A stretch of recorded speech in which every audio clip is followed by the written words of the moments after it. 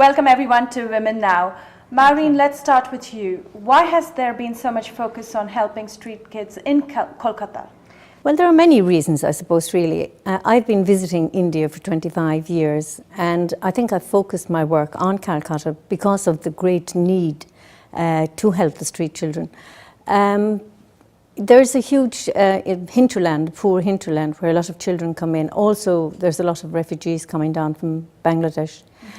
It seems to be a problem that hasn't really been addressed. And I suppose really, if you look at West Bengal, there's not like in other states, and of course each state is very different, but in Bengal there's very little industry, I think, which is holding West Bengal back and not having enough help there or social security to give to the poor in that state.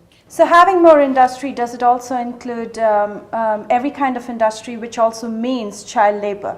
Is that right? Yes, yes. There are 30,000 children trafficked into West Bengal every year, and obviously these children are being used in child labor and also in the sex trade, which is quite a huge tragedy. Right. And we try and rescue as many of these little ones as we can.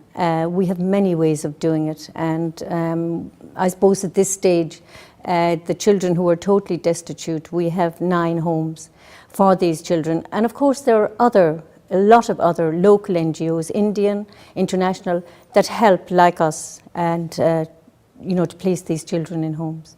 JP, you work with more than 60 projects. What are these projects? Are they educational efforts? Are they rescue efforts? Can you elaborate more on these? Absolutely. The programme pillars that we work across are healthcare, education, vocational training, income generation, drugs rehabilitation for young children and adolescents.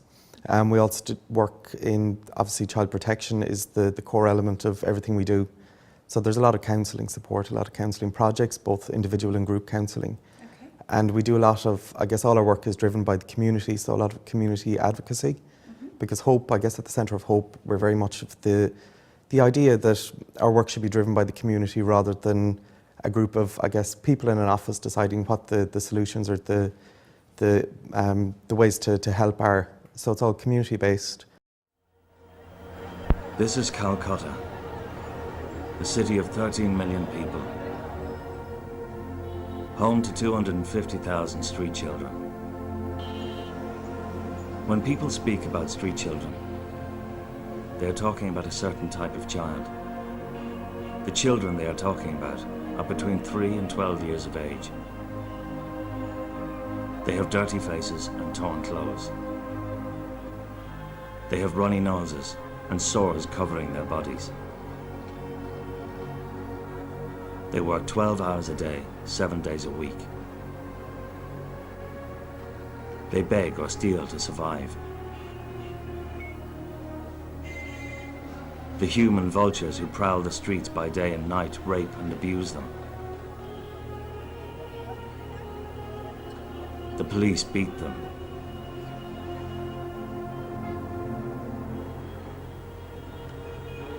They are pushed aside by casual passers-by.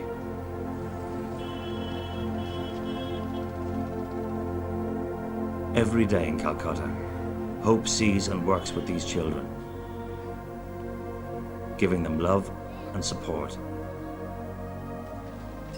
education, nutrition, medical care, and recreation,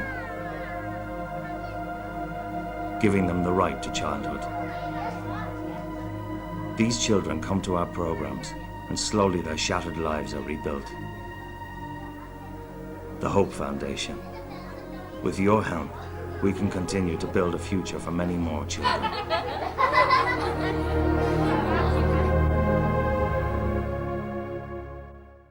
The first and the most important thing we need to run our programs is money. We also use volunteers, but most of our work on the ground is done by Indian staff. We have up to 600 Indian staff working, both in our hospital, our school, in our teaching, highly qualified doctors, nurses, teachers. And of course we have to pay these salaries and we have to fund all our work. So really money is really what we're looking for. And I know to some people that's the dirty word, but it's not. We actually need donations. But as well as I that... think it becomes a dirty word for certain things, but Yes, definitely not, not, a no. noble cause like this. And also because India is progressing as a nation and no longer really could be regarded as a developing country. India herself has now to start helping their own people. So we have now started a huge fundraising section in India, and we are hoping in 5 years' time that 5%, or no, sorry, 2/3 or a third of our budget will be coming from in-country India.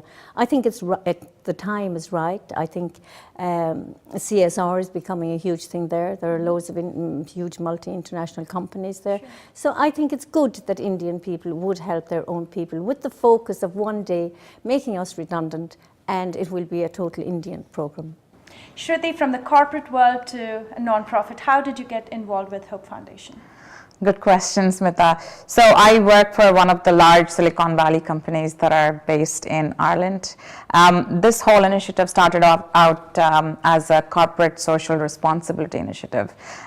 Leadership in society is a big deal for this company, for our company, and for a lot of other companies in Ireland as well as in the US, because a lot of the Silicon Valley companies specifically have offices in the US, in Ireland and other cities, and everywhere, even in India, it's a big deal now. So it started off, I have to say, it's been one of the most fulfilling experiences.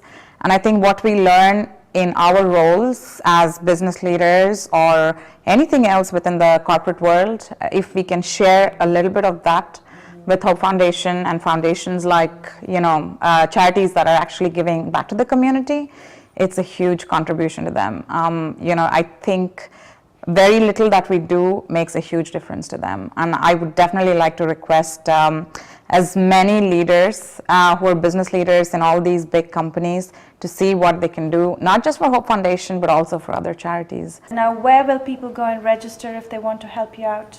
Here in the States, our address, I'll let you deal with the technicalities of this, JP. Sure. People can visit thehopefoundationusa.com, and there's lots of information on there how people can get involved, how they can volunteer. There's a donation option online. So visit thehopefoundationusa.com, and there's lots of information there for people. Well, thank you so much for taking this time to talk to us today, and we wish you the very best. Thank you.